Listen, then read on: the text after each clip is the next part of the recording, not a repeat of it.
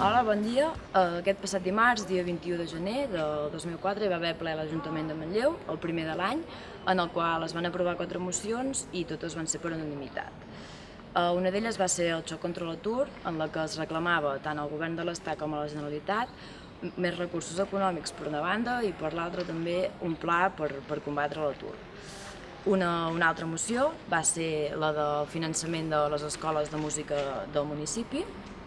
i en aquesta reclamava el Departament d'Educació de la Generalitat el que es deu i, a més, es demanava una solució pel seu finançament en un futur.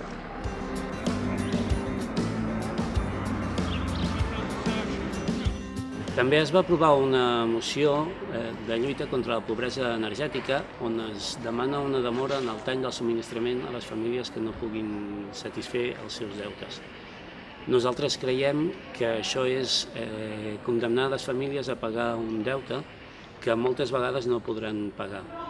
En el text expositiu de la moció es diu que els serveis d'aigua, gas i llum són serveis bàsics i que les administracions han de vetllar pel seu bon funcionament. Ara fa un parell d'anys, en el ple de l'Ajuntament de Manlleu es va aprovar per unanimitat l'allargament de la concessió a Sorea del servei de subministrament d'aigua per un període de 20 anys.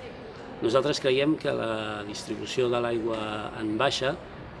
ha de ser de titularitat i a la pràctica ha de ser municipal i estem en contra de l'allargament que es va fer i també en com es va fer,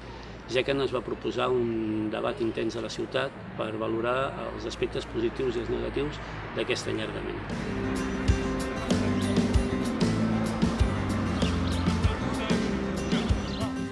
L'última moció aprovada tracta sobre la lluita per l'alliberament lèsbic, gai, transsexual i bisexual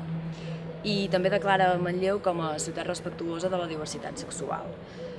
Voldríem agrair al col·lectiu Tal Com Som per presentar aquesta moció i també volem fer esment que, malgrat aquest col·lectiu estigués al ple, no va poder defensar la seva moció en aquest. Amb això volem recordar que fa uns mesos la CUP Manlleu va iniciar una campanya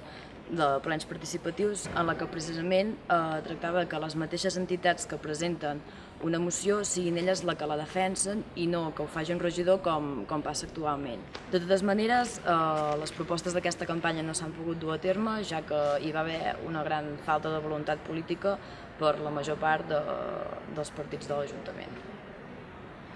Al final del ple, la CUP vam interpel·lar l'Ajuntament per si tenien intenció de multar les entitats bancàries pels pisos buits que hi ha a la ciutat. Si bé l'Ajuntament va dir que s'ho estan estudiant, nosaltres ens hauria agradat que haguessin manifestat una intenció més gran de multar aquestes entitats. Així mateix, volem manifestar l'agraïment que sentim cap a la plataforma d'afectats per la hipoteca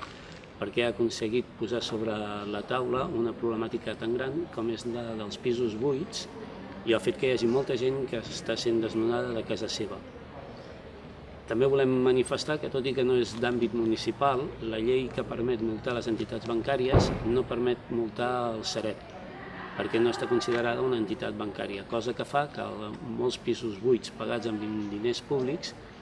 no puguin ser aprofitats per la mateixa ciutadania.